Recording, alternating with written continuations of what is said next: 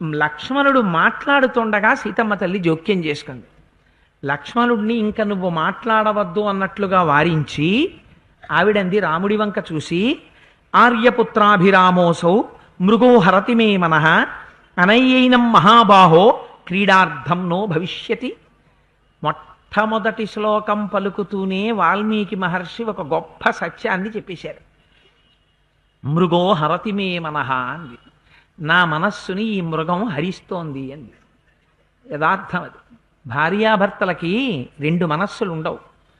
సరి అయినటువంటి దాంపత్యమని గుర్తు ఏమిటంటే, మీకు బాలకాండ పూర్తి చేసినటువంటి రోజున చెప్పాను.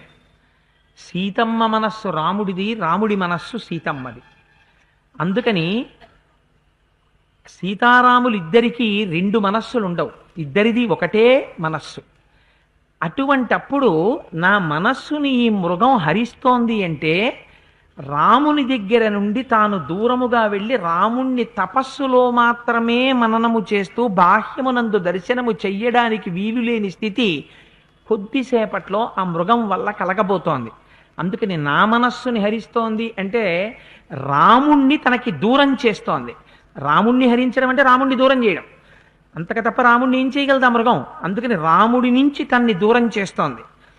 పైకి ఆర్యపుత్రాభిరామోసౌ మృగో హరతి మే మనః అనయ్యైనం మహాబాహో క్రీడార్థం నో భవిష్యతి.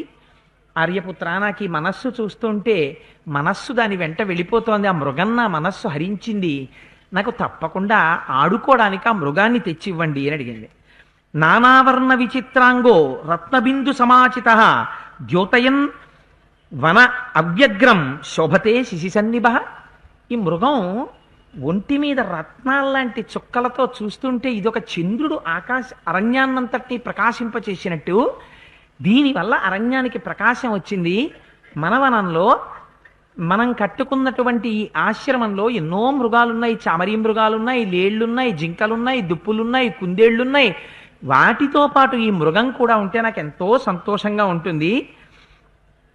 అహో రూపమహో లక్ష్మీ స్వరసంపచ్చ శోభన మృగోద్భుతో విచిత్రాంగో హృదయం హరతీవమే. హృదయాన్ని హరించేస్తోంది. సీతమ్మ తల్లి రామచంద్రమూర్తిని తప్ప అరణ్యవాసానికి వచ్చిన 13 సంవత్సరాల్లో ఒక దిక్కుమాలిన జింకని పట్టుకుని ఇంతలా పరవశించిపోతూ మాట్లాడింది ఎన్నడూ లేదు. ఇన్ని విశేషణాలు వేసేసిందో చూడండి మాటలో. అహో రూపమహో లక్ష్మీ స్వరసంపచ్చ శోభన మృగోద్భుతో విచిత్రాంగో హృదయం హరతీవమే. ఆహాహా, ఏమి స్వరూపం, ఏమి లక్ష్మీ స్వరూపం, ఏమి అందం, ఏమి ప్రకాశం. జింక అంటే జింక కదండి, ఎంత బాగుందో. యది గ్రహణమభ్యేతి జీవన్నేవ మృగస్తవ ఆశ్చర్యభూతం భవతి విస్మయం జనయిష్యతి. మీరు ఆ మృగాన్ని ఎలాగైనా సరే పట్టి తీసుకురండి, తీసుకొస్తే ఆ మృగంతో ఆడుకోవాలని నాకు కోరికగా ఉంది. సమాప్త వనవాసానం రాజ్యస్థానాం చన పునః అంతఃపుర విభూషార్థో మృగయేష భవిష్యతి. దగ్గరకు వచ్చేస్తోంది, ఇంక అరణ్యవాసం అయిపోతోంది. అందుకని ఈ సమాప్య వనవాసానం, ఈ వనవాసం అంతా పూర్తయిపోయి మనం తిరిగి అంతఃపురానికి వెళ్ళిపోతాం. వెళ్ళిపోయినప్పుడు ఈ మృగాన్ని పట్టుకెడదాం. పట్టుకెడితే అంతఃపుర విభూషార్థో మృగయేష భవిష్యతి. భవిష్యత్తులో అంతఃపురాన్నంతటినీ శోభింపచేస్తుంది ఈ మృగం. అందుచేత నాకు తప్పకుండా కావాలి. దీన్ని చూసి ఎవరు మురిసిపోతారు? భరతస్యార్యపుత్రస్య శ్వశ్రూణాం మమ చ ప్రభో మృగరూపమిదం వ్యక్తం విస్మయం జనయిష్యతి. వెళ్ళగానే భరతుడు చూసి అబ్బా ఏమి మృగం వదినా అంటాడు. అత్తగారులందరూ చూసి అబ్బా ఏమి మృగం అంటారు. ఎంతవరకు వెళ్ళిపోయిందో చూడండి తాదాత్మ్యత. అరణ్యవాసం పూర్తి చేసి అంతఃపురవాసానికి వెళ్ళిపోయేటప్పుడు, అంతఃపురవాసానికి వెళ్ళినప్పుడు పలకరించవలసినటువంటి వాళ్ళ పట్ల ఏర్పడినవలసినటువంటి భావ పరిశుద్ధత ఈ మృగము పట్ల ఏర్పడుతోంది. వాళ్ళందరూ మృగాన్ని చూసి సంతోషిస్తారా? వాళ్ళందరూ తిరిగి వచ్చిన రాముణ్ణి చూసి సంతోషిస్తారా? సీతారామ లక్ష్మణుల్ని చూసి సంతోషిస్తారా? దిక్కుమాల జింకను చూసి సంతోషిస్తారా? అందుకని అమ్మ మనస్సు ఇవాళ ఎంత దూరం వెళ్ళిపోయిందంటే, ఈ మృగాన్ని చూసి భరతుడు, అత్తలు అందరూ మురిసిపోతారు. అందుకని జీవన్న ఇదితే భేతి గ్రహణం మృగసత్తమ అజినం నరశార్దూలా రుచిరం మే భవిష్యతి. మీరు దాన్ని జీవించి ఉండగానన్నా పట్టండి, అది జీవించి ఉండగా దొరకలేదనుకోండి, దాన్ని చంపైనా తీసుకురండి. చంపి తీసుకొస్తే ఏం చేస్తాను? దాని చర్మం ఒలిచేసుకుని లేత పచ్చగడ్డి తెచ్చి కింద వేసుకుని దాని మీద ఈ మృగ చర్మాన్ని పరుచుకొని ఆ మృగ చర్మం మీద కూర్చుంటే అబ్బాయి ఎంత బాగుంటుందో అంది. ఇంకా రాముడు కాదనలేనటువంటి స్థితిని, లక్ష్మణుడు అది మాయామృగము అని అడ్డుపెట్టలేనంత స్థితిని అమ్మ కల్పించేస్తోంది. ఇంకా ఎంత సుతారంగా అది కావాలి కావాలని మొండి పట్టు పట్టేస్తున్న స్థితికి వెళ్ళిపోయింది. మా చిన్నతనంలో గజ్జల పట్టాలు కావాలని అడిగితే మా చెల్లి, నీకెందుకే చిన్నదానివి స్కూల్లో బారేసుకుంటావు, అందుకని నీకు ఇప్పుడు వద్దు గజ్జల పట్టాలనేవారు మా అమ్మగారు వాళ్ళు. అంటే మళ్ళీ ఇంకో మాట, గజ్జల పట్టాలు కావాలి గజ్జల పట్టాలు కావాలంటే నోర్మొయ్యి ఏటి అస్తమానం చెప్పాం కదా అంటారేమోనని అస్తమానం మా అమ్మ దగ్గరికి వచ్చి ఉట్టిన అక్కడ కూర్చుని గజ్జల పట్టాలు గల్లు గల్లుమంటాయి అంటుండేది. అంటే ఏమిటి దాని అర్థం? నాకు ఎలా అయినా గజ్జల పట్టాలు కొనని, అందుకని అమ్మ మళ్ళీ గజ్జల పట్టాలు కొనమ్మా అనేది కాదు, ఉట్టినే అస్తమానం ఉసే లక్ష్మి అని పిలిచినప్పుడు అలా వెళ్ళడం, గజ్జల పట్టాలు గల్లు గల్లుమంటాయి అంటూ ఉండడం. అంటే ఏమిటి దాని అర్థం? చూసి చూసి అయ్యో పాప ఇది ఇంకా ఇదే తినేస్తోందిరా, దీనికి కొనవలసిందే గజ్జల పట్టాలు అని కొనిస్తే సాయంకాలం పారేసుకుని 3 రోజులు దెబ్బలు తినేది. ఎందుకు వచ్చింది? ఎదర ఉపద్రవం కనిపెట్టుంది. పెద్దవాళ్ళు చెప్తే తలకెక్కుతుందా? లేనిపోని మోహం పెట్టుకుని లేనిపోని శిక్ష తెచ్చుకోవడం. అలా అమ్మ కూడా నిగ్రహించింది రామలక్ష్మణుల్ని. ఇంచుమించుగా తన యొక్క భాష చేత, ఆవిష్కరణ చేత ఆ జింకని పొందాలన్న మాట తీసుకొచ్చింది. కానీ ఎంత అందమైన మాట మాట్లాడిందంటే చిట్ట చివర కామవృత్తమిదం రౌద్రం స్త్రీణాం అసదృశం మతం వపుషాత్వస్య సత్వస్య విస్మయో జనితే మమ. రామ, నేను సహజంగా స్త్రీని కదా, స్త్రీని కావడం చేత కొంచెం ఏదైనా కోరిక కలిగేటప్పటికి భావంలో వ్యగ్రత ఏర్పడుతుంది. ఎలా అయినా ఆ కోరిక తీర్చవలసిందే అని మంకు పట్టు పట్టి మాట్లాడినట్టు మాట్లాడానా? అలా మాట్లాడితే ఏమనుకోకండి అంది. మీకు ఇష్టమైతే తండి లేకపోతే మానేయండి అని మాత్రం అనలేదు. అలా అన్నానా? ఏమనుకోకండి అంది. అంటే రాముడు లక్ష్మణుడి వంక చూశాడు. చూసి అన్నాడు, లక్ష్మణ, మీ వదిన ఎప్పుడూ ఏమీ అడగలేదయా. 13 సంవత్సరాల అరణ్యవాసంలో మొట్టమొదటిసారి ఈ జింకను అడుగుతోంది. ఇంతగా ఈ మృగాన్ని అడుగుతుంటే నేను తాను అని ఎలా అనగలను? ఆ మృగం పట్ల ఎంత వ్యామోహాన్ని పెంచుకుందో మీ వదిన మాటలలో స్పష్టంగా అర్థమవుతోంది. అందుచేత తప్పకుండా నేను ఆ మృగాన్ని పట్టుకుని తీసుకొస్తాను. ఒకవేళ ఆ మృగాన్ని నేను ప్రాణాలతో తీసుకురాలేకపోతే వేటాడి దాని యొక్క శరీరాన్నైనా తీసుకొస్తాను. ఏషచైవ మృగ శ్రీమాన్ యశ్చ దివ్యో నభశ్చర ఉభావేతౌ మృగా దివ్యౌ తారాం మృగ మహీం మృగౌ. ఇలాంటి మృగాలు నిజమే మీ వదిన చెప్పినట్టు పృథివీ మండలంలో నేను ఎక్కడా చూడలేదు. ఇలాంటివి నాకు తెలిసి 2 ఉన్నాయి. ఒకటి చంద్రుడిలో ఉంది, ఇది భూమి మీద ఉంది అన్నారు రామచంద్రమూర్తి. అంటే ఏమిటి దాని అర్థం? చంద్రుడిలో నిజంగా మృగం ఉందే, భూమి మీద ఇది ఉంది అంటే 2 మాయే. అందుకని ఒక మృగం చంద్రుడిలో ఉంది, ఒక మృగం పృథివీ మండలం మీద ఉంది. ఇలాంటివి నాకు తెలిసి 2 ఉన్నాయి.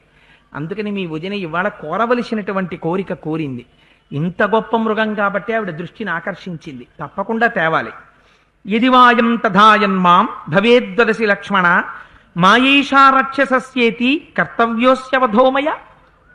ఒకవేళ లక్ష్మణ నువ్వు చెప్పినట్లది మృగం కాదనుకో, మారీచుడే అనుకో, నేను విడిచిపెట్టకూడదు కదా. వాడు రాక్షసుడు కనుక, ఇంతకుముందు ఎందరో ఋషుల్ని భక్షించాడు కనుక, ఎందరో రాజులు వేటాడడానికి వచ్చినటువంటి వాళ్ళని సంహరించి ఉన్నాడు కనుక నేను తగిన ప్రతిఫలాన్ని వాడికి ఇవ్వాలి. అందుచేత వాడిని నిగ్రహించి సంహరించి వస్తాను. ఏదైనా పర్వాలేదు. ఏతేన హి నృశంసేన మారీచేనా కృతాత్మన వనే విచారితాపూర్వం హింసితామునిపుంగవాహ. ఇంతకుముందు వాడు ఎందరో మునుల్ని హింసించాడు. అందుచేత ఒకవేళ అది మృగం కాకపోతే మారీచుడే అయితే మారీచుడిని సంహరించి లక్ష్మణ నేను తిరిగి వస్తాను, నువ్వేం బెంగ పెట్టుకోకు అని చెప్పి వెళ్ళిపోతూ రామచంద్రమూర్తి ఒక్క మాట చెప్పారు. ప్రదక్షిణేనాతి బలేన పక్షిణ జటాయుషా బుద్ధిమతాచ లక్ష్మణ భవాప్రమత్త పరిగృహ్య మైథిలీం ప్రతిక్షణం సర్వతయేవ శంకితః. ప్రతిక్షణం సర్వతయేవ శంకితః. ఈ మాటే రావణాసురుడు బలంగా తీసుకున్నాడు. ప్రతి క్షణాన్ని మనం శంకించవలసిందే లక్ష్మణ. మరి లక్ష్మణుడు చెప్పలా రాముడికి? అది మారీచుడు మృగం అన్నయ్యా, ప్రమాదం సుమా అని చెప్పాడు. కానీ రాముడు తాను పొరపాటు చేశాను అన్న అవకాశం లేని స్థితిలో బయలుదేరాడు. ఎందుచేత లక్ష్మణమూర్తిని కాపలా పెట్టాడు. తాను వెళ్ళిపోతూ లక్ష్మణుణ్ణి పిలిచి, లక్ష్మణ చాలా జాగ్రత్త సుమా, ప్రతి క్షణము నువ్వు శంకిస్తూనే ఉండాలి. ఏ ఒక్క క్షణము కూడా అప్రమత్తతతో ఉండడానికి వీల్లేదు, ప్రమత్తతతో ఉండడానికి వీల్లేదు. చాలా జాగ్రత్తగా ఉండాలి. నువ్వు నీతో పాటు జటాయువు వీరిద్దరూ సీతమ్మని దగ్గర పెట్టుకుని కాపాడండి. ఎందుచేత అంటే ఏ క్షణంలోనైనా ప్రమాదము రావచ్చు అని చెప్పి రాముడు ఆ మృగం వెంట బయలుదేరాడు. ఆ మృగం ముందు పరిగెడుతోంది, వెనక రాముడు పరిగెడుతున్నాడు. మారీచుడికి కావలసినటువంటి లక్ష్యం రాముణ్ణి చాలా దూరం తీసుకెళ్ళిపోవాలి. ఎందుచేత తాను సంహరింపబడిన తర్వాత రాముడు వెనక్కి వచ్చేస్తాడు. రాముడు వెనక్కి తిరిగి వచ్చే లోపల రావణాసురుడు సీతమ్మని అపహరించడానికి సమయం కుదరాలి. అందుకని రాముణ్ణి చాలా దూరం తీసుకెడితే తప్ప తాను దొరకకూడదు. అందుకని తాను ముందు పరిగెడుతున్నాడు, కనపడ్డట్టు కనపడుతున్నాడు, అదృశ్యం అయిపోతున్నాడు, మందలో కలిసిపోతున్నాడు, మేఘాల్లోకి వెళ్ళిపోతున్నాడు, మళ్ళీ వచ్చి కనపడుతున్నాడు, రాముణ్ణి విసిగించేస్తున్నాడు తప్ప ఆ మృగం దొరకటం లేదు. రాముని ప్రయత్నం ఏమిటి? సీతమ్మ వీలైనంత వరకు ప్రాణములతో పట్టుకురమ్మంది కనుక ఆ జింకని ఎలాగైనా సజీవంగా పట్టుకుందామని రాముడు పరిగెడుతున్నాడు. ముహూర్తాదేవ దృశే ముహుర్దూరాత్ ప్రకాశతే దర్శనాదేవం సోపాకర్షత రాఘవం సుదూరమాశ్రమస్యాస్య మారీచో మృగతాంగత. ఒక్కొక్కసారి ఇలా చూస్తే ఇక్కడే ఉన్నట్టుంటాడు, పరిగెత్తి వెళ్ళేసరికి అక్కడెక్కడో దూరంగా కనపడతాడు.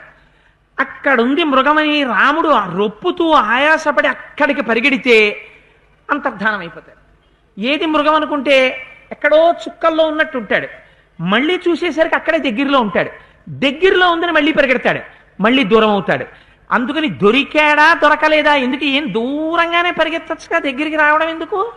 దూరంగా ఉంటే ఓ ప్రమాదం ఉంది. అసలు దగ్గర అన్నది కనపడలేదు అనుకోండి, చాలా దూరంగా ఉంటే ఈ మృగం అసలు దగ్గరికి రావడం లేదని రాముడు అస్త్రప్రయోగం చేస్తాడు. దాని మీద బాణప్రయోగం చేసేసాడా, ఎంత దూరంలో ఉందో అంత దూరంలో చచ్చిపోతుంది. చచ్చిపోతే రావణాసురుడి యొక్క పని నడవదు. అందుకని రాముణ్ణి దూరం తీసుకెళ్ళాలి. తీసుకెళ్ళడానికి దగ్గరగా కనపడుతున్నాడు, దగ్గరుందని రాముడు పరిగెడుతున్నాడు. రాముడు దగ్గరుందని పరిగెడుతున్నాడు కనుక దూరంలో కనపడుతున్నాడు. అక్కడే ఉందని రాముడు పరిగెడుతున్నాడు, చూడనట్టుగా ఉంటున్నాడు, దగ్గరకు రానిచ్చి మళ్ళీ దూరం అవుతున్నాడు. మళ్ళీ ఆయన్ని ఒక్కసారి ఉద్రేకపరచడానికి మళ్ళీ దగ్గరగా కనపడుతున్నాడు. ఇలా చాలా దూరం తీసుకెళ్ళిపోయాడు. ఎక్కడో అరణ్యంలోకి వెళ్ళిపోయాడు రాముడు. వెళ్ళిపోయిన తర్వాత అక్కడ చూశాడు. చూసి ఇంకా తాను పరిగెత్తలేక అలిసిపోయి ఒక చెట్టు కింద కూర్చున్నాడు. దూరంగా మృగాల యొక్క మందలో చెవులు అటు ఇటు తిప్పుతూ అందంగా తన కళ్ళు తిప్పుతూ ఆ మృగం మళ్ళీ మృగమందలో కనపడి మళ్ళీ తప్పుకొని మృగాల పక్కకి వెళ్ళిపోతోంది. రాముడు అనుకున్నాడు, ఇంకా ఈ మృగాన్ని పట్టుకోవడానికి పరిగెత్తడం అనవసరం. ఆయనకి ఏ అనుమానం వచ్చిందో, లేకపోతే ఒక జింక మీద బ్రహ్మాస్త్రం రాముడు ప్రయోగించాడు. ఆయన వెంటనే సంధాయ సుదృఢే చాపే వికృష్య బలవద్బహు తమేవ మృగముద్దిశ్య శ్వంసంతమివ పన్నగం ముమోచ జ్వలితం దీప్తమస్త్రం బ్రహ్మ వినిర్మితం. బ్రహ్మగారి చేత నిర్మింపబడినటువంటి బ్రహ్మాస్త్రాన్ని అభిమంత్రించి ఒక త్రాచుపావు లాంటి బాణాన్ని తన కోదండంలో సంధించి ఆ మృగం వైపు గురి చూసి ఆకర్ణాంతం మింటినారిని సాగతీసి విడిచిపెట్టాడు. ఆ బాణం నిప్పులు కక్కుతూ వెళ్ళి మారీచుడి మీద పడింది. సంప్రాప్త కాలమాజ్ఞాయ చకారచ తతస్వరం సదృశం రఘవస్యేవ హాసీతే లక్ష్మణేతి చ. ఒక్కసారి ఎప్పుడైతే బ్రహ్మాస్త్రం వచ్చి మీద పడిందో తెలుసుకున్నాడు. వేసేశాడు అస్త్రం రాముడు, ఇంకా సమయం అయిపోయింది అనుకున్నాడు. అనుకుని ఈ శ్లోకాన్ని మీరు చాలా జాగ్రత్తగా గమనించాలి. ఎందుచేత అంటే రహస్యం అంతా ఈ శ్లోకంలోనే ఉంది. సంప్రాప్త కాలమాజ్ఞాయ చకారచ తతస్వరం సదృశం రాఘవస్యేవ హాసీతే లక్ష్మణేతి చ. వేసినది మామూలు బాణం కాదు. వేసినది ఏం వేశాడు ఆయన? బ్రహ్మాస్త్రం వేశాడు. అస్త్రాలన్నింటిలో తిరుగులేనటువంటి అస్త్రం బ్రహ్మాస్త్రం. అటువంటి బ్రహ్మాస్త్రాన్ని ప్రయోగించిన తరువాత బ్రహ్మాస్త్రం వచ్చి కొట్టేసిన తర్వాత అప్పుడు స్మృతి ఉండడమే చాలా కష్టం. ఒకవేళ స్మృతి ఉన్నా ఎక్కడ వరకు ఉంటుంది అంటే నా ప్రాణాలు హరించుకుపోతున్నాయని తెలియచ్చు, బాధ తెలియచ్చు. అంతేకాని ఎప్పుడో మారీచుడు రావణాసురుడు చెప్పాడు, అప్పుడు ఇంకా మోనో యాక్షన్ మొదలెట్టి ఓ పక్క బ్రహ్మాస్త్రం వచ్చి కొట్టి పారేసిన తర్వాత రాముడి కంఠంలా కంఠం పెడదాం, అచ్చు రాముళ్ళో అరుద్దాం, అందుకని చెప్పి హా సీత హా లక్ష్మణ అని రాముడి కంఠం మోనో యాక్షన్ చేసి అలా అరుస్తాడా? అంత గట్టిగా అరవగలిగినంత శక్తి మారీచుడికి వస్తుందా? ఇందులో రహస్యం ఏంటంటే అందుకే దీనికి ప్రాతిపదిక మహర్షి ముందు చెప్పారు నిన్న. అప్పటికే సంపూర్ణమైన రామోపాసన చేసేశాడు మారీచుడు. మారీచుడికి రాముడు తప్ప ప్రపంచంలో వేరొకటి కనపట్టలేదు. అందుకని చిట్ట చివర ప్రాణం పోయే ముందు కంఠం కూడా రామకంఠం కింద తనంత తాను మారిపోయింది. మారీచుడు ప్రయత్నం చెయ్యక్కర్లేదు, అటువంటి స్థితిని మారీచుడు పొందాడు. అందుకే మారీచస్య మహాత్మనః, వాడు మహాత్ముడు రా అన్నారు మహర్షి. లేకపోతే అది అనుకరిద్దామంటే వచ్చేటటువంటి స్వరూపం కాదు. అందుకని గట్టిగా కేకేశాడు, హా సీత హా లక్ష్మణ అన్నాడు. తతో విచిత్రకేయూర సర్వాభరణభూషిత హేమమాలీ మహాదంస్ట్రో రాక్షసో భూత్యరాహతః తం దృష్ట్వా పతితం భూమౌ రాక్షసం ఘోరదర్శనం రామో రుజిరశక్తాంగం వేష్టమానం మహీతలే జగామ మనసా సీతాం లక్ష్మణస్య వచస్మరన్.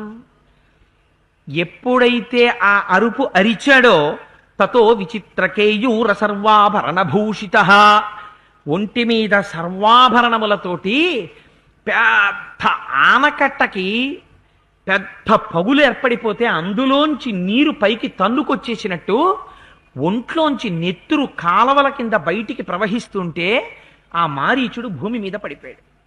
పడిపోగానే చూశాట రామచంద్రమూర్తి. ఏమిటి గుర్తొచ్చింది? జగామ మనసా సీతాం, సీతమ్మ మీదకి వెళ్ళిపోయింది మనస్సు. ఎందుచేత? పసిగట్టేశాడు ప్రమాదాన్ని. హా సీత హా లక్ష్మణ అని తన కంఠంతో అరిచాడు. వచ్చేసింది ఉపద్రవం. ఎందుకని? సీతమ్మ ఈ అరుపు తట్టుకోలేదు. నాకేదో ప్రమాదం వచ్చిందని లక్ష్మణుణ్ణి పంపించేస్తుంది. ఇప్పుడేమైంది? వెంటనే లక్ష్మణుడు వచ్చేస్తాడా? నా మాట లక్ష్య పెట్టకుండా ప్రతి క్షణం సీతమ్మని కాపుకాయమని చెప్పాను. వచ్చేస్తాడా లక్ష్మణుడు? కానీ శంకించిన లక్ష్మణుడు జ్ఞాపకానికి వచ్చాడు. ఎందుకని? లక్ష్మణుడు ముందే ఒక మాట చెప్పాడు, శంకమానస్తుతం దృష్ట్వా లక్ష్మణో రామవబ్రవీత్. మొట్టమొదటి శ్లోకంలోనే చెప్పేశారు మహర్షి. శంకతో చూసిన లక్ష్మణుడు ఇది మారీచుడయా, మాయామృగం, ఇది సామాన్యమైనటువంటి జింక కాదు అని చెప్పాడు. అందుచేత ఈ మాయ లక్ష్మణుడికి తెలుసు. తెలిసిన ఈ మాయ లక్ష్మణున్నక్కడ ఉండనివ్వడం వరకు ఆపుతుందా?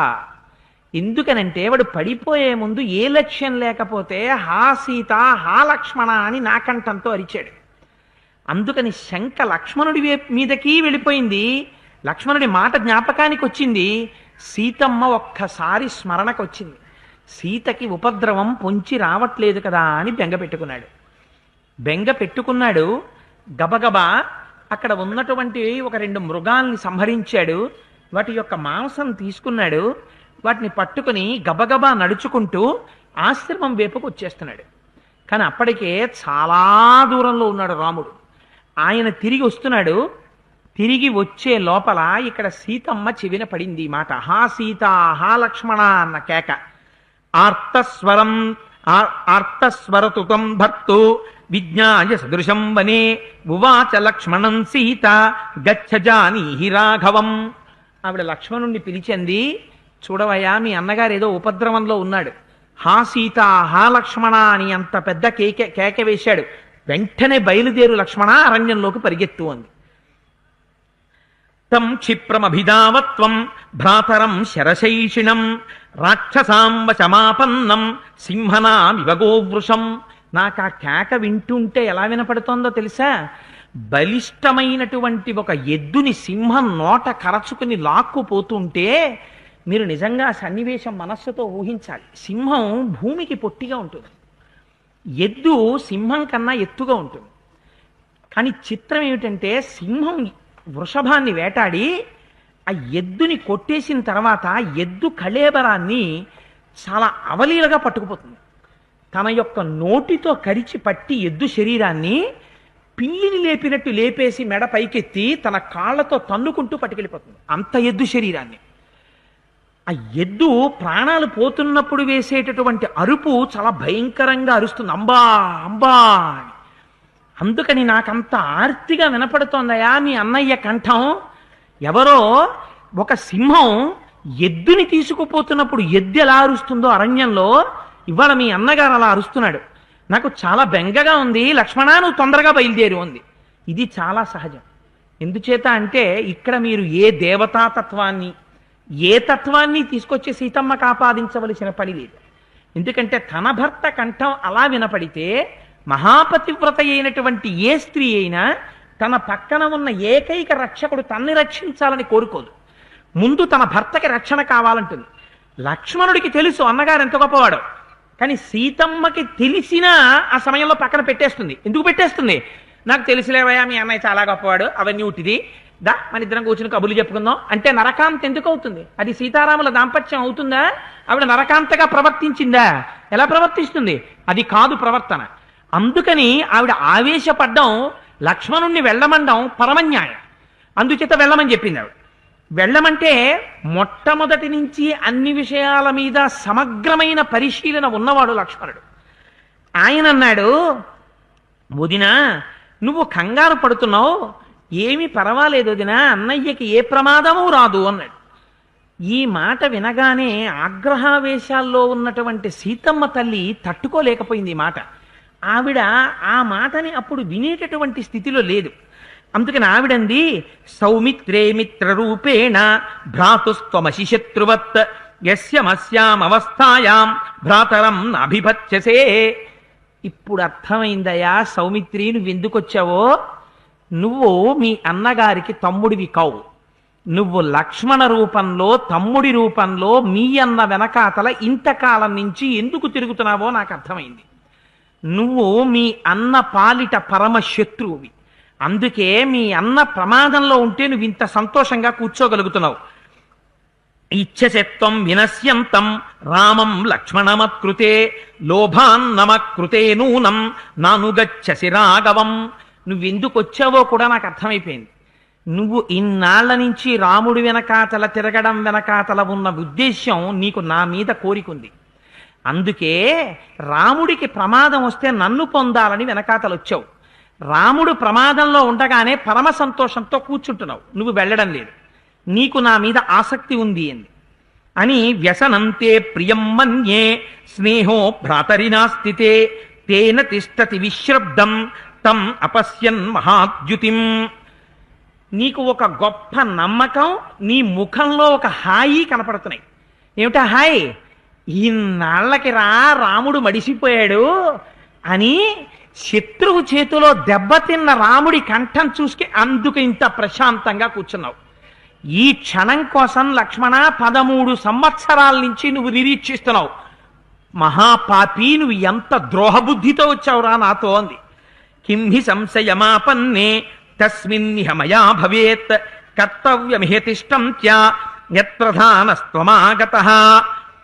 నువ్వు నిజంగా రాముని కోసం వచ్చావనుకో, రాముణ్ణి విడిచిపెట్టి ఉండలేక రాముడికే సేవ చెయ్యడానికి వచ్చిన మాట యథార్థమైతే, రాముడు అరణ్యంలో హా సీత హా లక్ష్మణ నరిస్తే నువ్వింత హాయిగా కూర్చోగలవా? పరుగు పరుగున మీ అన్నయ్య కోసం వెళ్ళిపోతావు. వదినా అన్నయ్య అరుస్తున్నాడని కూడా నాతో చెప్పవు, చెప్పకుండా పరిగెత్తాలి. నువ్వు పరిగెత్తట్లేదు, ఇక్కడే కూర్చుంటున్నావు. నువ్వు నిజంగా మీ అన్నయ్య సేవ చేయడానికి వచ్చావురా. నువ్వు వస్తే నువ్వు పరిగెత్తద్దురా, నువ్వు వెళ్ళటలేదు. అంటే ఖచ్చితంగా నీకు నా మీద కోరికుంది. దానితో పాటుగా బహుశः భరతుడు కూడా నిన్ను పంపించి ఉండవచ్చు. మీ ఇద్దరూ కలిపి కుట్ర చేశారండి.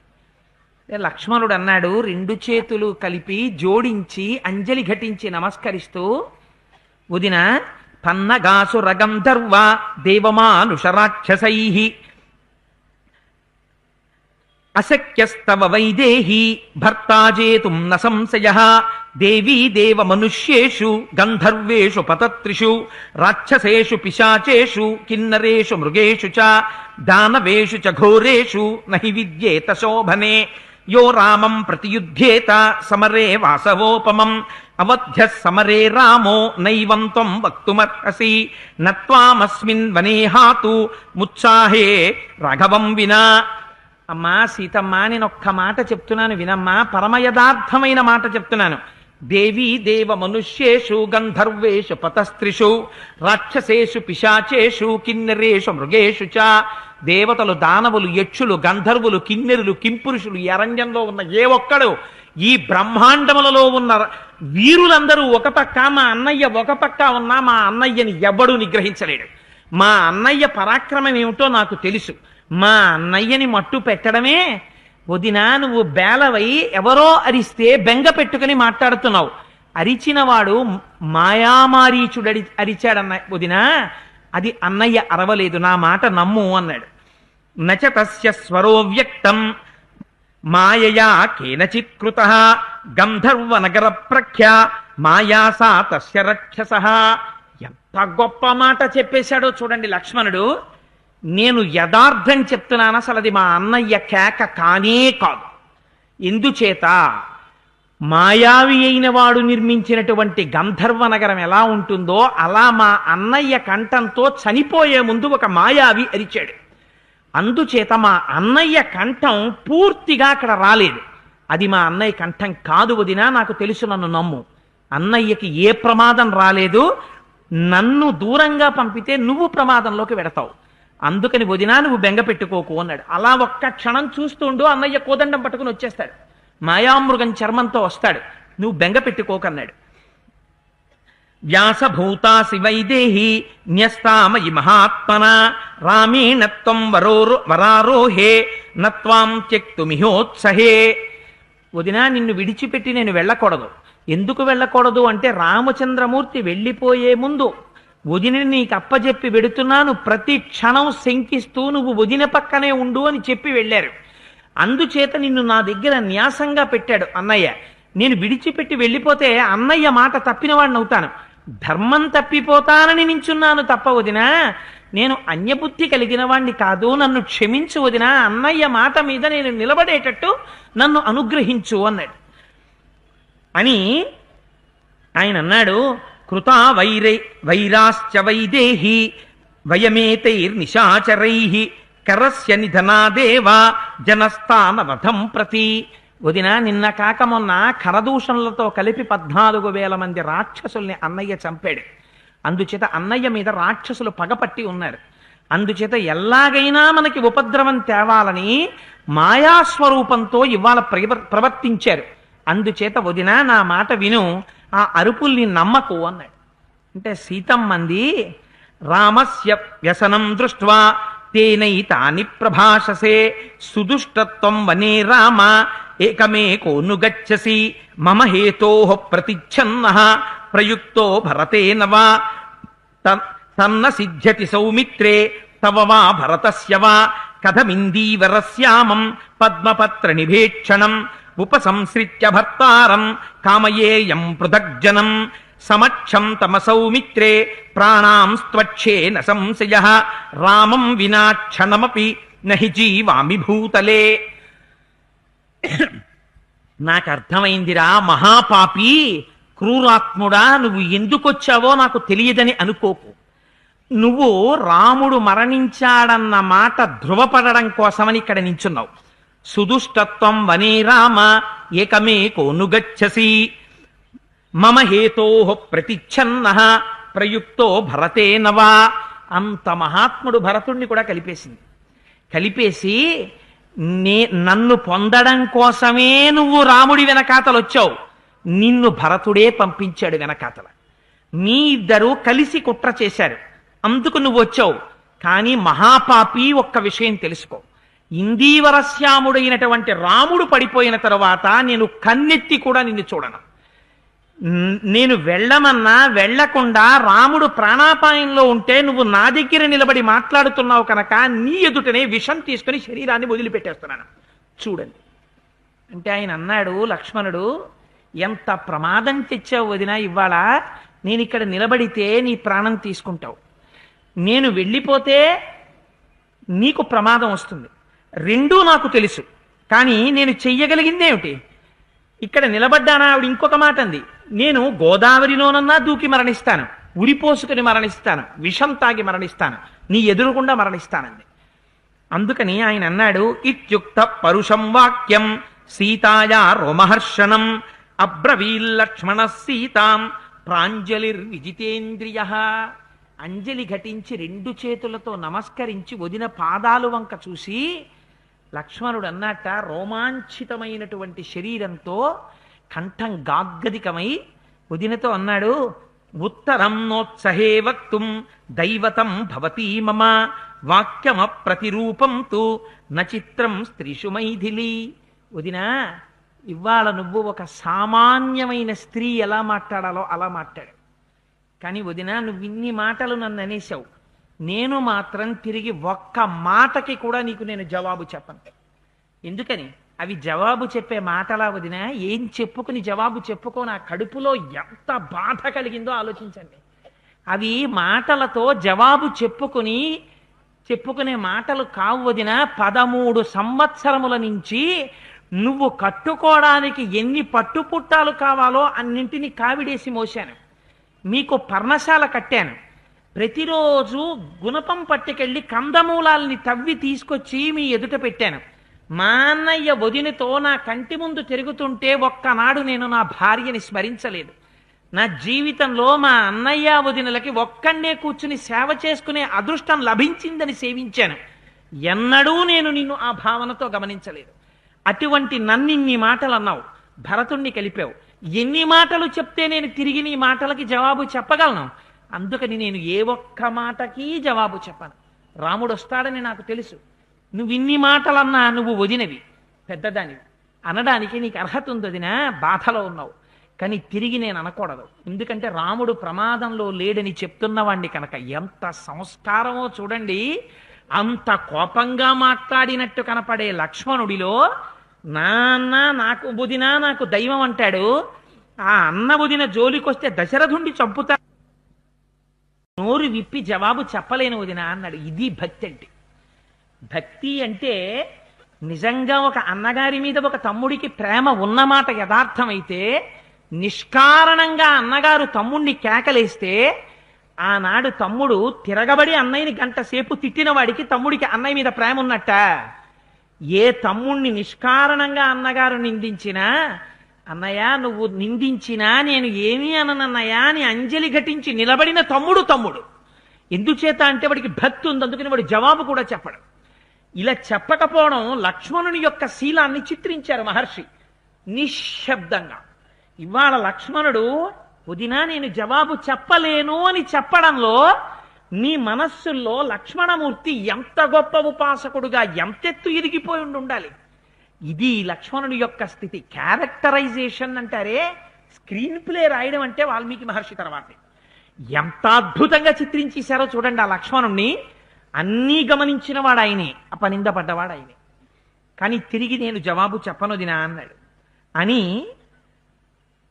కానీ వదినా ఇన్ని మాటలని నన్ను దూరంగా పంపించేస్తూ ఉండడం వల్ల ఫలితాన్ని మాత్రం నువ్వు పొందుతావు.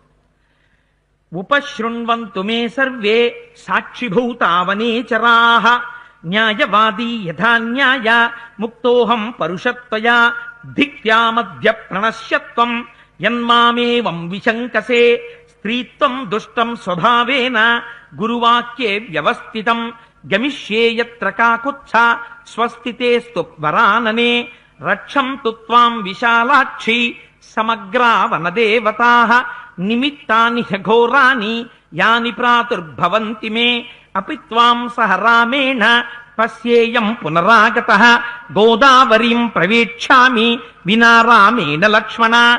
ఎంత చిత్రమో చూడండి. ఆయన అన్నాడు, వదినా నేను తిరిగి జవాబు చెప్పను, కానీ ఇవ్వాళ నువ్వు మాట్లాడినటువంటి మాటలకి ఈ సమస్తమైనటువంటి వనదేవతలు సాక్షిగా ఉందురుగాక. ఎందుకని? లక్ష్మణ నువ్వెందుకు వదినని వదిలి వచ్చావని రేపు రాముడు నన్ను అడిగితే నాకెవరున్నారు సాక్ష్యం చెప్పడానికి? శంకించేశాడు లక్ష్మణుడు. అయిపోతోంది సీతాపహరణం, ఎక్కడో ఏదో పొరపాటు జరిగిపోతోంది. ఆనాడు నేను రాముడి కాళ్ళు పట్టుకుని వదిన నన్ను ఇలా మాట్లాడింది అని నేను ఏమని చెప్పుకోను అన్నయ్యతోటి. ఆ మాటలు నా నోటితో మళ్ళీ పలికేవే. ఆ మాట నేను చెప్పుకోలేక ఏడుస్తున్న రోజున ఈ వనదేవతలు సాక్ష్యం చెప్పాలి, మీ తమ్ముడి తప్పు లేదయ్యా అని. ఎందుకని ఆ మాటలు నేను నోటితో కూడా తిరిగి చెప్పలేను అన్నయ్యతోటి నువ్వు అన్న మాటలు.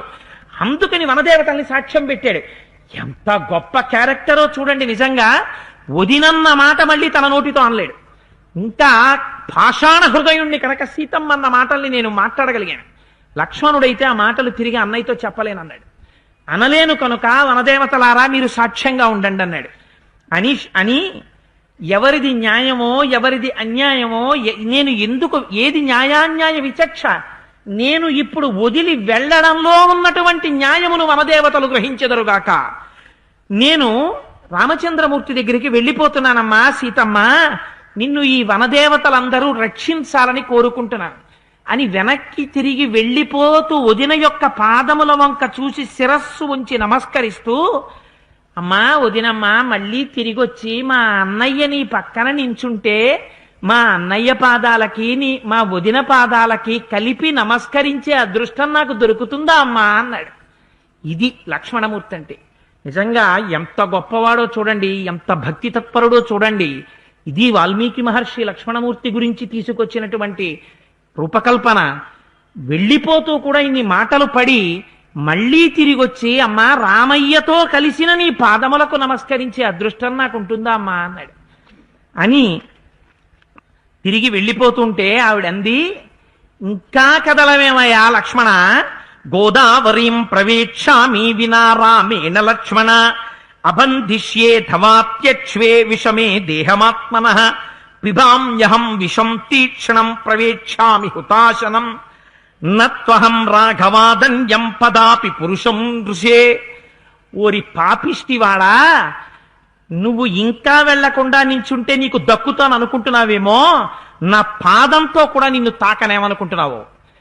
నువ్వు వెళ్ళకపోతే ఇప్పుడే విషం తాగి చచ్చిపోతాను, అగ్నిహోత్రంలో దూకేస్తాను, గోదావరిలో పడిపోతాను, కంఠానికి ఉరితాడు వేసుకుని చచ్చిపోతాను, కదులుతావా కదలవా అందావిడ.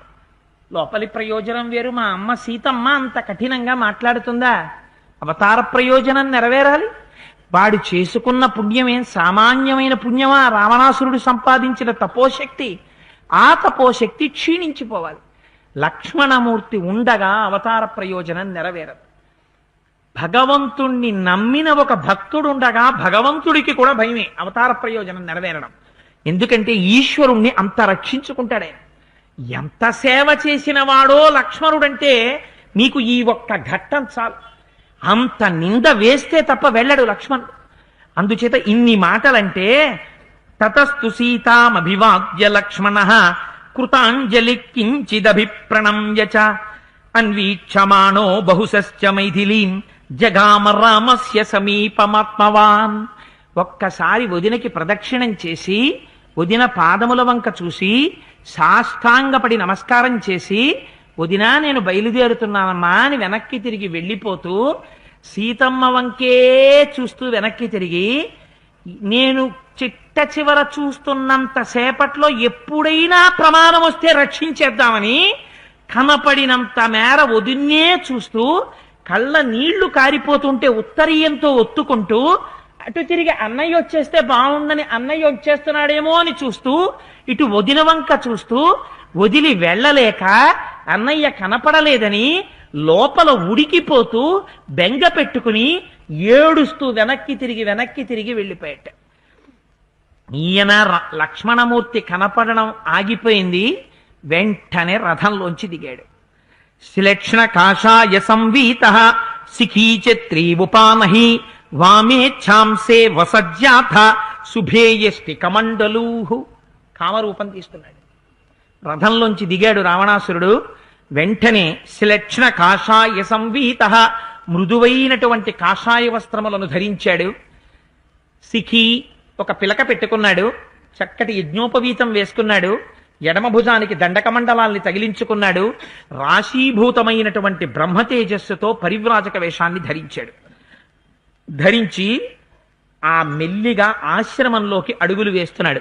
ఇక్కడ ఏదో లక్ష్మణుడు 3 గీతలు గీశాడు, ఇవన్నీ తదనంతరం ఎవరో సృష్టించారు తప్ప లక్ష్మణుడు అలా పిచ్చపిచ్చగా 3 గీతలు గీడాలు ఇలాంటి పనులు చేసేవాడు కాడు. ఏదో హనుమకి తీసుకెళ్లి సీతమ్మ తల్లి బుచ్చాలహారం ఇస్తే కొరికి బద్దలు కొట్టాడు, ఇందులో రాముడున్నాడా అని చూశాడు. అంత అవివేక స్వామి హనుమంటే, అంత అవివేక లక్ష్మణుడంటే. అవన్నీ తర్వాత ఎవరో సృష్టించారు. వాల్మీకి మహర్షి ఒక్కరే బ్రహ్మగారి వరం చేత దర్శనం చేసి రాశారు. వాల్మీకి ఏది రాశారో అది సత్యం సత్యం పునఃసత్యం. అందుకని లక్ష్మణమూర్తి తిరిగి వెళ్ళిపోయారు. లోపలికి రావణాసురుడు ప్రవేశిస్తున్నాడు. ప్రవేశిస్తుంటే తముగ్రతేజ కర్మాణం జనస్థాన రుహాద్రుమాః సమీక్షసం ప్రకంపంతే న ప్రవాతి చ మారుతః. రావణాసురుడు మారువేషంలో వస్తున్నాడని చెట్లు కనిపెట్టేట. కనిపెట్టి ఉనికిపోయి చెట్లన్నీ కదలడం మానేసి అలా నిలబడిపోయాడు. ఒక పక్క నుంచి గాలి అలా వీస్తోందట. వీస్తున్న గాలి రావణాసురుణ్ణి చూసి వీయడం ఆగిపోయి మందంగా వీచడం మొదలుపెట్టిందిట. శీఘ్ర శ్రోతాశ్చతం దృష్ట్వా వీక్షంతం రక్తలోచనం స్థిమితం గంతుమారేభే భయాద్గోదావరీ నది. ఉరకలతో ఉరవళ్లతో పరుగులతో వెళ్ళిపోతోంది గోదావరి. ఒక్కసారి రక్తలోచనం ఎర్రటి కళ్ళతో లోపలికెడుతూ ఇలా చూశాట గోదావరి నది వంక. అంతే, ఇంత పరుగులు పెడుతున్న గోదావరి నిశ్శబ్దమైపోయి చప్పుడు లేకుండా చాలా నెమ్మదిగా ప్రవహించడం మొదలుపెట్టిందిట. వాడి ఉగ్ర తేజస్సు అన్నారు మహర్షి. ఇది బ్రహ్మ తేజస్సు కాదు, ఉగ్రమైనటువంటి తేజస్సు. అంత ఉగ్రమూర్తి అయి ఉంటాడు. రామస్యత్వంతర ప్రేప్సు దశగ్రీవస్తదంతరే ఉపతస్తే చ వైదేహీం భిక్షురూపేణ రావణ. రాముడు ఎక్కడ పొరపాటు చేస్తాడా అని వెతుకుతున్నట్ట రావణుడు. ఇదో గమ్మత్తైన మాట వేసేశారు మహర్షి. రాముడు తప్పు ఎన్నడూ చెయ్యడు. పొరపాటు ఎక్కడ చేశాడు? ఒక్కటే పొరపాటు. లక్ష్మణుడు అది మాయామృగం అని చెప్పిన తరువాత భార్య కోర్కె తీర్చడానికి సజీవంగా పట్టుకుందామని అంత దూరం అరణ్యంలోకి వెళ్ళడం. అందుచేత ఎప్పుడైతే రాముని యొక్క పొరపాటు కోసం వెతుకుతున్నాడో ఆ పొరపాటు దొరకగానే సీతకు దగ్గరికి వెళ్ళగలిగాడు అన్నారు మహర్షి. వెళ్ళి కూర్చున్నాడు. కూర్చున్నవాడు సీతమ్మ వంక చూసి మాట్లాడుతున్నాడు. కట్టుకున్నది కాషాయాంబరం, పట్టుకున్నవి దండకమండలాలు, ఉన్నది పరివ్రాజక వేషం. పరివ్రాజక వేషంలో ఉన్నవాడు ఎట్ట ఎదుటనున్నటువంటి స్త్రీని చూడగానే ఎంత గౌరవంగా మాట్లాడతారు. పరివ్రాజకులు ఎవరైనా ఏ స్త్రీనైనా సంబోధిస్తే అమ్మా అమ్మా అని మాట్లాడతారు. ఈయన కూడా మాట్లాడాడు. ఎందుకని? లోపల ఉన్నటువంటి రజోగుణాన్ని అణచలేకపోతున్నాడు, కామోద్రేకాన్ని. ఎటువంటప్పుడు ఆ స్త్రీ భర్త కనపడలేదని కడుపు మీద బాదుకుని ఏడ్చింది సీతమ్మ. లక్ష్మణుడు వెళ్ళిపోయే వరకు ఆ బాదుకోవడం చూడలేక వెళ్ళిపోయాడు లక్ష్మణుడు. అటువంటి స్థితిలో ఉన్న సీతమ్మ దగ్గరికి వెళ్ళినప్పుడు వీడికి కామ ప్రచోదనం కలిగింది. ఇంకింతకన్నా ధూర్తుడు ప్రపంచంలో ఎక్కడుంటాడు? చూసివాడు అన్నాడు, కాత్వం కాంచనవర్ణాభే పీతకౌసేయవాసిని కమలానాం శుభాం మాలాం పద్మినీ వహి బిభ్రతి హ్రీహి కీర్తిశ్రీ శుభాలక్ష్మి అప్సరావా శుభాననే భూతిర్వాత్వం వరారోహే రతిర్వా స్వైరచారిణి. నువ్వు చూస్తుంటే పచ్చటి పట్టుచీర కట్టుకుని పద్మం లాంటి ముఖంతో, పద్మం లాంటి చేతులతో, పద్మాల్లాంటి పాదాలతో ఇలా ఉన్నావు. నువ్వు భూమి మీద యథేచ్ఛగా తిరగడానికి వచ్చిన రతీదేవివా అన్నాడు. మీరు ఒక్క విషయాన్ని జ్ఞాపకం పెట్టుకోవాలి.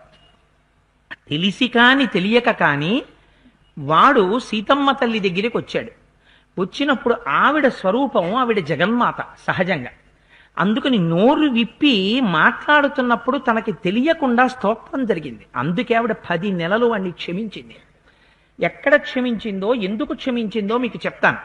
శ్రీ సూక్తంలో మనకు ఒక మంత్రం ఉంది. పద్మాననే పద్మవూరు పద్మాక్షి పద్మ సంభవే త్వమాం భజస్వ పద్మాక్షీం ఏన సౌఖ్యం లభామ్యహం అని.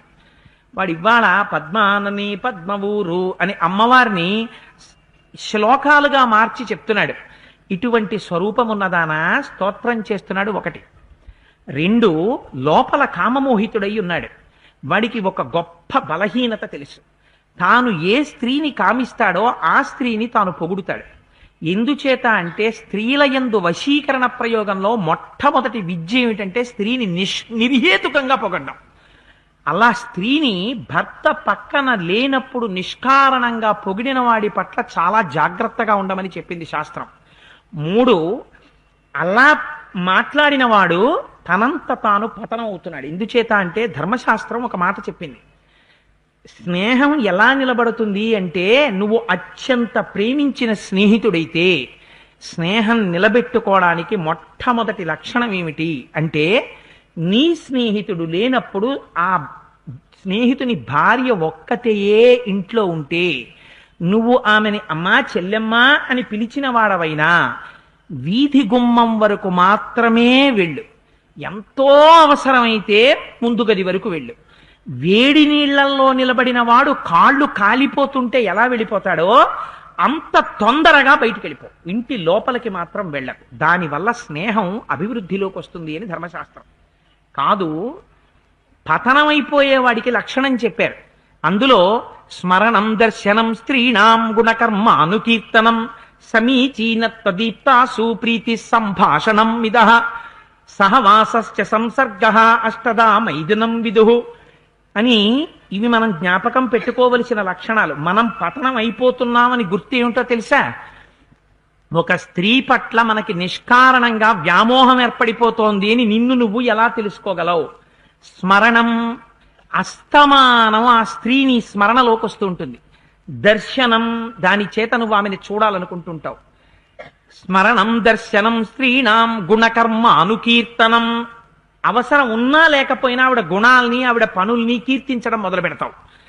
సమీచీన త్వదీత్వాసు, దూరంగా కూర్చుని మాట్లాడవలసిన వాడివి దగ్గరగా నడవడం మొదలు పెడతావు. సమీచీన త్వదీప్తాసు ప్రీతి సంభాషణం మిదః, ఆవిడతోనే ఆవిడ మనస్సు ప్రీతి పొందేటట్టు పొగిడి మాట్లాడడం ప్రారంభం చేస్తావు.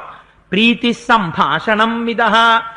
దీనివల్ల ఏమైపోతుందంటే సహవాసశ్చ సంసర్గః, మెల్లమెల్లగా ఆవిడకి నీకు స్నేహం ఏర్పడుతుంది. ఆఖరికి భ్రష్టత్వం ఎక్కడికి వెళ్ళిపోతుందంటే మైథున రూపంలోకి వెడుతుంది. అందుచేత మొట్టమొదట ఎక్కడ ప్రమాదాన్ని శంకించాలి అంటే నిర్హేతుకంగా. చెల్లెలిగా ప్రేమిస్తున్న వాడివైతే చెల్లెలిగానే ఆవిడ ఎప్పుడో నీ స్ఫురణలోకి వచ్చి ఆవిడ అభ్యున్నతిని నువ్వు కోరుకోవాలి. అస్తమానం నీ మనస్సు వేరొక స్త్రీ చుట్టూ తిరగకూడదు. తిరిగింది అంటే నువ్వు పతనం అయిపోయావు. రావణ పతనం అక్కడే ప్రారంభం. సీతమ్మ గురించి ఆలోచన శూర్పణఖ దగ్గర విన్న తర్వాత మొదలుపెట్టాడు. అది దగ్గరికి వచ్చాడు. నిష్కారణపు పొగట్టలు మొదలు పెడుతున్నాడు, నిష్కారణపు మాటలు మొదలు పెడుతున్నాడు, వేషం మార్చాడు. ఇవి ఎవరి పతనానికి వెళ్ళిపోతాయి? రావణ పతనానికే దారి చూపిస్తాయి. ఇన్ని మాటల్ని ఇన్ని విధానాల్ని కలిపి శ్లోకాల్లోకి తీసుకొచ్చేశారు మహర్షి. ఎంత అందంగా తీసుకొచ్చారో చూడండి. సమాశిఖరిణి స్నిగ్ధా పాండురా దశనాస్తథా విశాలే విమలే నేత్రే రక్తాంతే కృష్ణతారకే విశాలం జగనం పీన ఊరు కరికరోపమౌ ఏతాపుపచితౌ వృత్తౌ సంహతౌ సంప్రవల్గితౌ పీన్నో తముఖౌ కాంతౌ స్నిగ్ధౌ తాళపలోపమౌ మణిప్రవేకాభరణౌ రుచిరౌతే పయోధరౌ. ఇది అవసరమా వాడికి? ఎదురుగుండా కూర్చుని సీతమ్మ తల్లి వంక చూసి నువ్వెంత అందంగా ఉన్నావు, నీ ముఖం ఎంత అందంగా ఉంది, నీ పళ్ళు ఎంత తెల్లగా ఉన్నాయి, నీ పెదవి ఎంత ఎర్రగా ఉంది, నీ లలాటం చూస్తే ఎంత అందంగా ఉంది, నీ ముక్కు ఎంత సూదిగా ఉంది, చాలు. ఇంకంతకన్నా శ్లోకాలు చదివినా మనం వర్ణించక్కర్లేదు. ఎందుకంటే అది భావశుద్ధితో వర్ణించిన వర్ణనేం కాదు. అందుచేత అంగాంగ వర్ణనం చేశాడు. లోపల ఏ భావనతో ఉన్నా ఒకటి మాత్రం చేశాడు, కేశాది పాదాది వర్ణనం చేశాడు, ఏ అవయవాన్ని మినహాయించకుండా. అమ్మవారి యొక్క గోప్యమైనటువంటి ఊరు సౌందర్యం దగ్గర నుంచి స్థన సౌందర్యం దగ్గర నుంచి వర్ణన చేశారు. ఎదురుగుండా ఉన్న స్త్రీని వర్ణన చేసి భర్త పక్కన లేని స్త్రీని చారు స్మితే చారుదతి చారునేత్రే విలాసిని మనోహర సిమే కాంతే నదీకూలమివాంభస, చాలా వేగంగా ప్రవహించేటటువంటి నది తన ఒడ్డుని విరిచేసినట్టు నువ్వు నా మనస్సును అపహరించేస్తున్నావు అన్నాడు. తాను కట్టిన బట్ట ఏమిటి, తాను మాట్లాడుతున్న మాట ఏమిటి? అంటే లోపల స్వభావాన్ని ఆపుకోలేక కరాంతమితమధ్యాసి సుకేసి సంహతస్తని నైవ దేవి నగంధర్వి నయక్షి నచకిన్నరి నైవం రూపమయా నారి దృష్టపూర్వా మహీతలే. యక్ష గంధర్వ కిన్నెర కింపురుషాదులలో నీ వంటి స్త్రీని నేను ఇప్పటి వరకు భూమి మీద చూడలేదు. రూపమగ్రంచ లోకేషు సౌకుమార్యం వయశ్చతే ఇహ వాసశ్చ కాంతారే చిత్తమున్మాదయంతి మే. ఇంత అందమైన దానివి అరణ్యంలో ఎందుకున్నావు నువ్వు? అసలు అదే అడగవలసిన మాట. అందంగా ఉండడానికి అరణ్యంలో ఉండడానికి సంబంధం ఏమిటి? పతిని అనుగమించి వచ్చినటువంటి స్త్రీ కనుక, మహాపతివ్రత కనుక భర్తని సేవిస్తూ అరణ్యంలో ఉంది. ఇంత అందమైన దానివి నువ్వు అరణ్యంలో ఎందుకున్నావు అంటే ప్రలోభ పెట్టడం ప్రారంభం చేశాడు. లోపల ఉన్నది దుష్టబుద్ధి, దుష్టబుద్ధితో కూడినవాడు కనుక ప్రలోభ పెట్టేటట్టు మాట్లాడడం మొదలుపెట్టాడు. నేను ఒక యథార్థమైన విషయం మీకు విజ్ఞాపన చేస్తాను. నేను ఇలా అన్నాను అని తల్లులు కాని, స్త్రీలు కాని, పురుషులు కాని నన్ను తప్పు పట్టకండి.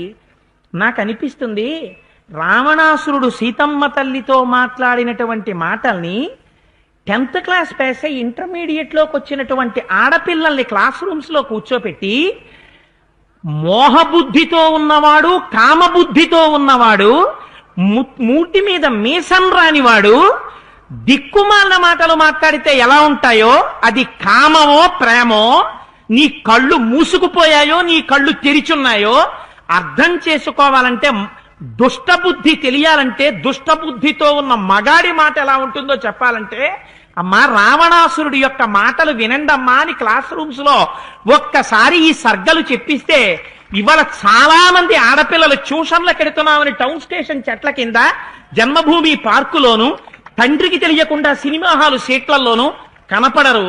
తల్లిదండ్రులకి తలవంపులు తేరు. కారణం ఏమిటంటే చెప్పేవాడు లేక, చెప్పే రామాయణాన్ని మూట కట్టి పక్కన పెట్టి దిక్కుమాలిన నవలలు తెచ్చి కబ్బోర్డ్లో పెట్టుకోవడం చేత ఇవాళ కుటుంబాలు పతనమైపోతున్నాయి. ఎంత అందంగా రావణాసురుడి యొక్క వృత్తాన్ని, లోపల కామం ఉన్న మొగాడి మాటల్ని ఆవిష్కరించారో చూడండి మహర్షి. అందుకని అంటారు, సా ప్రతిక్రామా భద్రం తే నత్వం వస్తుమిహార్హసి రాక్షసానామయం దాసో ఘోరాణం కామరూపిణాం. అయ్యయ్యో సీత, ఏమిటి ఇక్కడున్నావు? ఇది చాలా ఘోరమైన అరణ్యం. ఇక్కడ కామరూపంలో రాక్షసులు తిరుగుతుంటారు. అస్సలు చాలా జాగ్రత్తగా ఉండాలి. తొందరగా ఇక్కడి నుంచి వెళ్ళిపో నువ్వు. వాడు ఎంత గొప్పగా మాట్లాడుతున్నాడో చూడండి. వచ్చినవాడెవరు? వాడే రాక్షసుడు.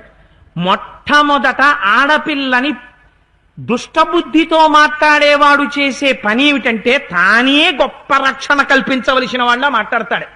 ఇంత వెర్రిది కన్న తండ్రి, కన్న తల్లి అది ఏ గౌను కొనుక్కోవాలో, ఏ పరికిణీ కట్టుకోవాలో, ఏ వాణి వేసుకోవాలో, ఆ పిల్ల ఏం చదువుకోవాలో, ఆ పిల్ల పెళ్లి ఇంకో 4 ఏళ్లలో చదివితే దానికి ఎన్ని బంగారు గాజులు ఉండాలో లెక్క కట్టుకుని, ఒంటిపూట భోజనం చేయించి మంచి సినిమా వస్తే కూడా చూడకుండా, తీర్థయాత్రకు కూడా వెళ్లకుండా కడుపు కట్టుకుని బ్యాంకులో ఆర్డీ వేసి దాని పెళ్లికి 4 జతల గాజులు చేయిద్దామనుకున్న తల్లిదండ్రులు దోషులైపోతారు.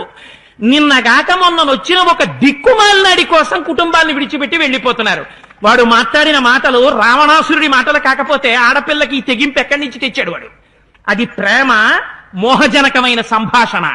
దాన్ని తీసుకొచ్చి సెల్యులాయిడ్కి ఎక్కించి 50 రూపాయలు వసూలు చేసి చూపించిన వాడు సినిమా నిర్మాత, దేశద్రోహ. శిక్ష వెయ్యవలసిన వాడు ఉంటే వాడు. అందుచేత వాల్మీకి మహర్షి కావ్య భాషలో ఎంత అందంగా ఆవిష్కరించారో చూడండి. పాసాదాగ్రాని రమ్యాని నగరోపవనాని చ సంపన్నాని సుగంధీని యుక్తాన్యాచరితుం త్వయా. సీత, నువ్వు ఇక్కడ ఉండకూడదు. ఈ వనంలో మంచి మంచి నగరాల్లో ఉండాలి, మంచి మంచి పట్టణాల్లో ఉండాలి. అక్కడ ఉండి హాయిగా సుఖాలు అనుభవించాలి. ఏమిటి నీ కర్మ? ఇక్కడ ఉండడం ఏమిటి? వరం మాల్య వరం భోజ్యం వరం వస్త్రంచ శోభనే భర్తారంచ వరం మన్యే తద్యుక్తమసితే క్షణే. సీత, మంచి శ్రేష్టమైన మాలికలు వేసుకోవాలి, మంచి మంచి హారాలు వేసుకోవాలి, మంచి మంచి బట్టలు కట్టుకోవాలి. అన్నిటితో పాటు మంచి భర్త ఉండాలి. అంటే వీడి ఉద్దేశం ఏంటి అంటే లోపల ఒక భావన ఏర్పడాలని. సీతమ్మకి వాడి మాటల్లో లక్ష్యం ఏమిటంటే నేను ఇంత అందగత్యంలా ఉంది, నేను అన్ని భోగాలు అనుభవించాల్సిన దాన్ని ఈ రాముండి కట్టుకోవడం వల్ల కదా ఈయన ధర్మం ధర్మం అని అరణ్యానికి తీసుకొచ్చారు.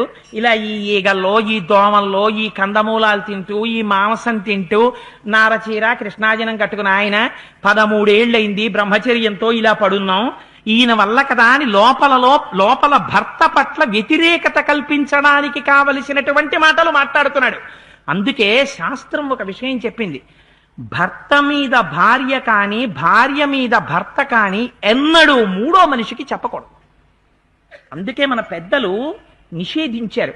ఇవాళ మన దౌర్భాగ్యం కొద్దీ చెప్పేవాడు లేడు. కానీ పూర్వం ఆడపిల్లకి పెళ్లి చేస్తే తల్లిదండ్రులు దగ్గర కూర్చోపెట్టుకుని, అమ్మా అత్యంత ఉపద్రవం ఏదో తెలుసా, ఎన్నడూ నీ భర్త గురించి నువ్వు ఇంకొక మనిషి దగ్గర మాట్లాడకూడదు.